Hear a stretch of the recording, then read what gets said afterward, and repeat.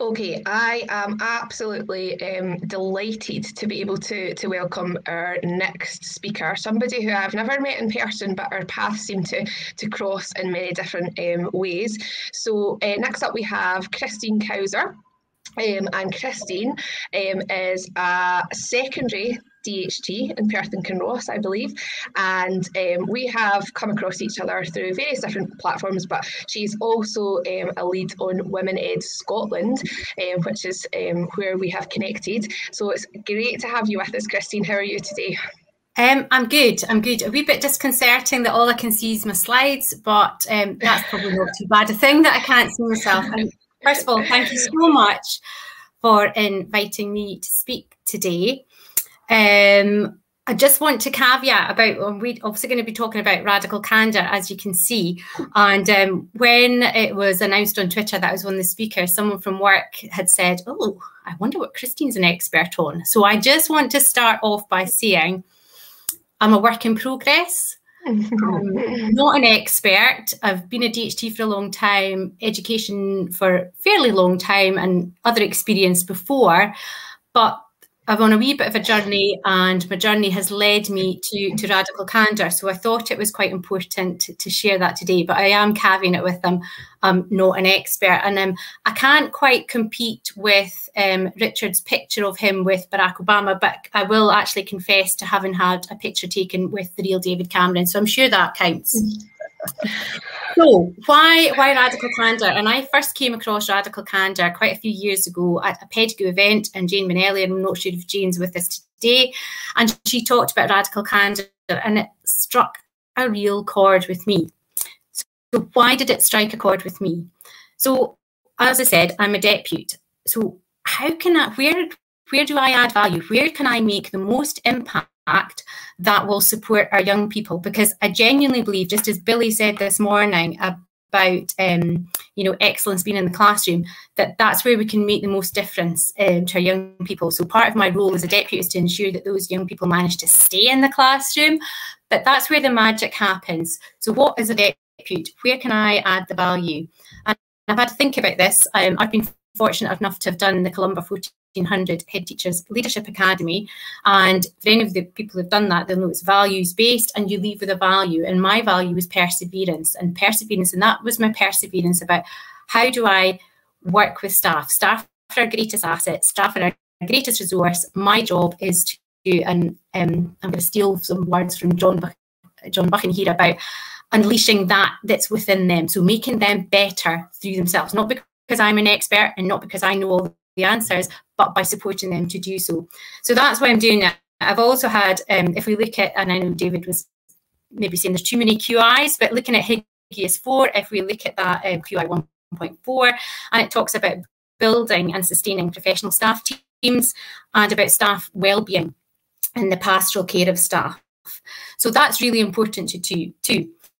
And again, we've had some talk this morning already about John Hattie, and we know that John Hattie was talking about relationships being really important for students to get better, and feedback. And that's kind of where radical candour is. It's about relationships and it's about feedback. So I think it's appropriate. If we think that's good for pupils, then I think it's good for adults. And I must confess, I've stolen this next slide.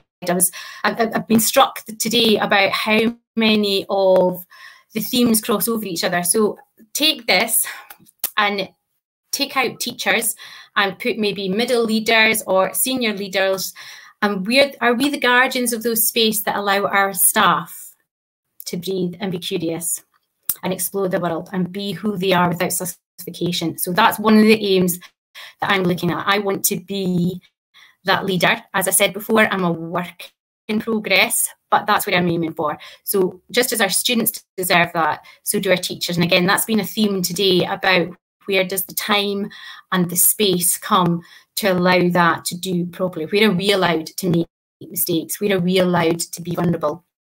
And I'm hoping that by talking about radical candour, you'll see where I'm coming from. I'm also inspired to do radical candour. I was fortunate enough to have done self-regulation training. And when I looked at it, I thought, no, I'm quite good with pupils. I stay calm. Yeah, once I'm in the office, I'm like, oh my goodness me, what happened there? But, I'm like that swan, proverbial, scooting about with the little legs frantically underneath, but I'm so calm. And actually, when I reflected on my interactions and those difficult conversations, and I think that's what Radical Candor is about. It is about those difficult conversations.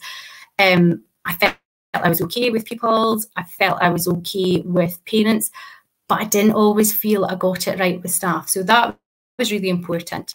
We've talked about Brené Brown already today, but this really does chime with Radical Candor. And if you're thinking, when should you start talking about Radical Candor? I will get to it in a moment, but I think it's really important to reflect on this and talk about the clear is kind and unclear is unkind. And, you know, we used to have that, you know, we used to talk about being cruel to be kind.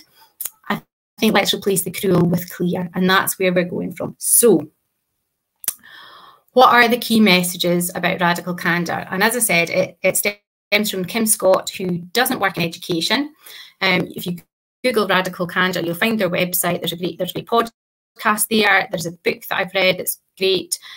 They even have questions for a book group. So you'll get the idea. So basically, what it's talking about caring personally for people and challenging them directly. And if you can care personally for somebody and challenge them directly, that's where you will hit the sweet nirvana of Radical Candor, which will allow us to move forward. So it's about giving appropriate feedback, but doing it in a place where it's safe for the member of staff, or if we're talking about with pupils, that it's a good place for them to hear it, but they know that it comes from a place of care. And I know at times I can veer into that ruinous empathy because you don't want to be unkind.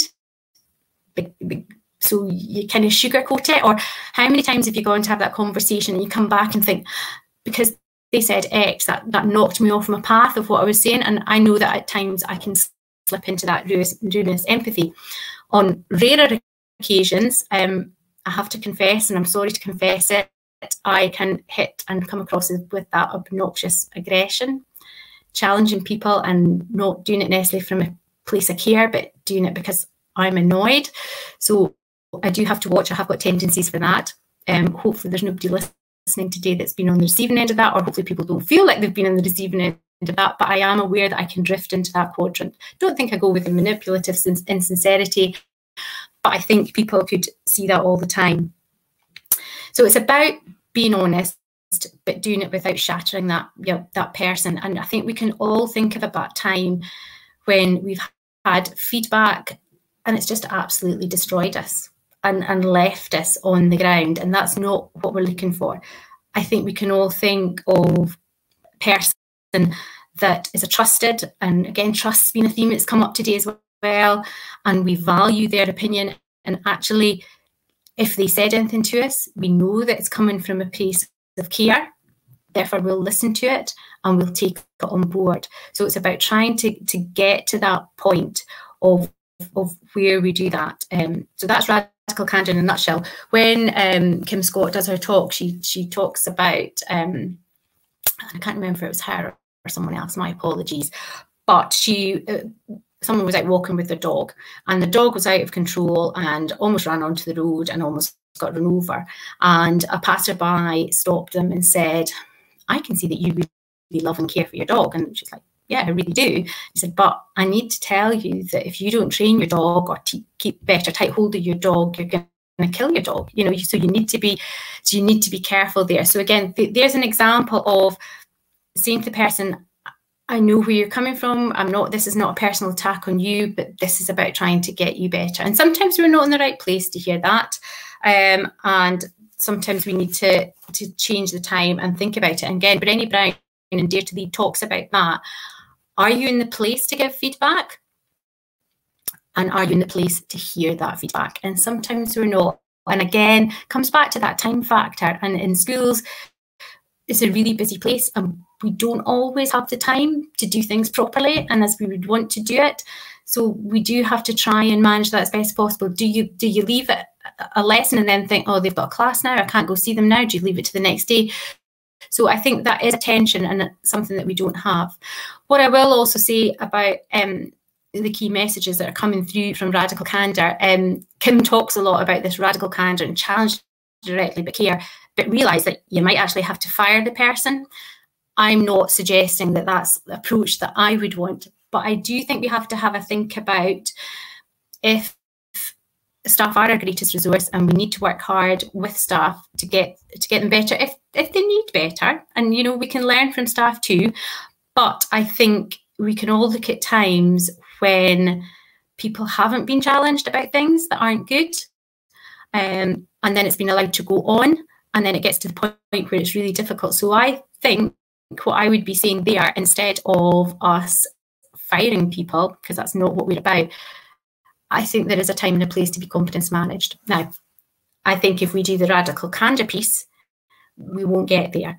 But I think we do have to think that people have said repeatedly today that it's a privilege to lead the learning in the classroom. It's a privilege to be a teacher and work with our young people, and they do deserve the absolute best. So there's the key messages from radical candor. So how we do this? And I thought I'd put in there is a wee snapshot of a very blurry David Cameron there, but it's about relationships. I, for a long time, was a territorial army officer, and I do remember way back in the day when I was the troop commander of the plant troop at an engineer squadron at RAF Kinloss, that once a month or once every couple of months or once a quarter, I would sit down with my soldiers and I would have a chat.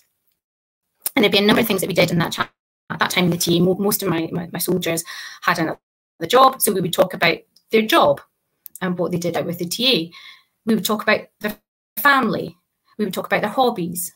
And then we would probably talk about their career development as that last thing. So why did we do this? We did this to get to know the people and build those relationships. And I think that there's quite a lot of an analogy of how we build teams and build relationships with the military. You know, you would socialise together, you would compete together. And I'm not suggesting we do that everywhere, but it's really important that you work out people's why. And again, the book talks about this, and I suppose it resonated with me with when David said today, what do you do, why do you do it, and why do you keep doing it? So what are people's drivers? Why are they doing it? Are they doing this because they want to get promoted? Are they doing this because they're really passionate about that area? So it's trying to unpick people's motives and think about where they're coming from and why they're responding in that way. And I think that that's really important. So that piece about relationships. And in fact, in the book, they suggest that if you're meeting the people that you line manage, that actually you don't even go in that first conversation, you don't even go near the career. You just talk about them and find out a little bit about them. And it's maybe then, by the time the next conversation about where they see themselves in 5-10 years time, and then maybe the next time you actually get to have that conversation about the career or their work that they're doing at that time. And again, I think that's sometimes something really tricky for us in schools to manage that, because schools are such busy places that you don't always get that space and time to do that effectively. So when we do it, I think we really need to think that that's at the heart of our business and what we can do. Now, another key message, so we talked about the radical candor in terms of the challenging directly, what caring personally, or caring personally and challenging directly. But it is a two-way street, and guidance, and we all need guidance, whether we're a line manager or a follower, because quite often the followers can give us really good guidance. And as I said, you know, our greatest strength in teaching is the skills and expertise and knowledge of our teaching staff. So just because I'm a line manager doesn't mean that I can't learn from the people I line manage. And it's really important that when we put this together, guidance is praise plus criticism.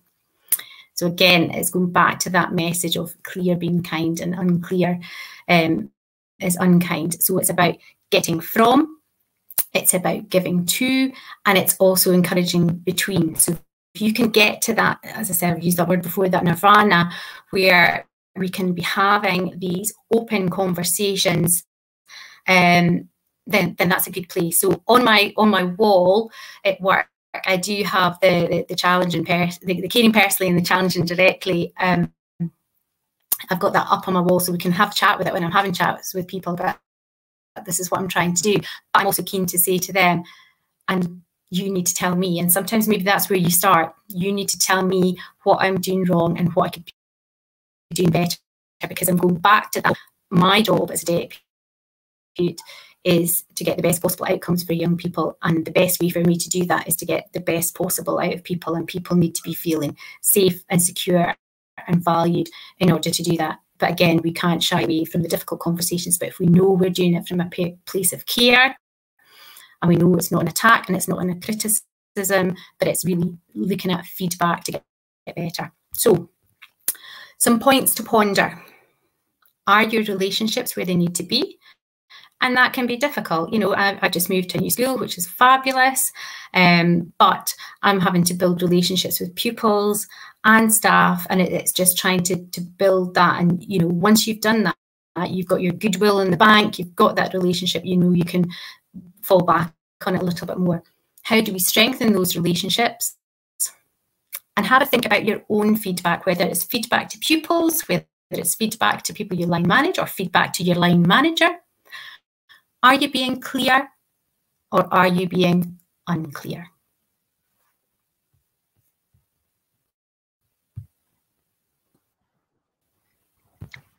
Thank you, Christine. That was fantastic. I just grabbed my copy as well because I love this book. And yeah, it links so well to lots of the conversations that we've had already. And I came back to the quote that I think it was Billy actually from the Manic Street Preachers: if you tolerate this, your children will be next. And I think sometimes in those difficult conversations, that ruinous empathy that can sometimes take over because we want to be kind. Sometimes I think if we put the child and the young person at the heart of it, and we realise that they're the reason that we're having to have this difficult conversation, I think that sometimes makes it a little bit easier, and it sometimes helps to allow the person to improve for the young person. So yeah, some fantastic advice in there. No, definitely, thank you. I love the things that keep reappearing, and I also recognise the idea of obnoxious aggression. I think I very much recognise that I'm probably guilty of doing some of that myself, shamefully. But if we reflect honestly on how we interact with people in our relationships, then that's how we improve. And I love that you've got this idea of caring personally and challenge directly, because we need to get people in the right time and space to receive feedback, which you mentioned, but we need to care deeply for them through that building of relationships, like you mentioned, being at a new school. Fiona and I have also started at new schools recently, and it is important to develop that relationships. But the challenge directly bit, we need to remember that in schooling, it's the young people's one and only chance at schooling. So we have to do the best for them and get it right. So thank you very much for reflecting on that, Christine. Thank you. It's been a pleasure. And I was a bit worried at the beginning because David talked about, you know, the latest book. So I hope that I've shown there's a bit more substance to it than just one book. No, thank you. And referencing, kind of thinking back to what Lena said this morning around about Brené Brown and Dare to Be and so on. She's got such great writing. So I really recommend reading that book from Brené Brown, because it really brings up such great conversations for us. So thank you for referencing that. No problem. Thank you.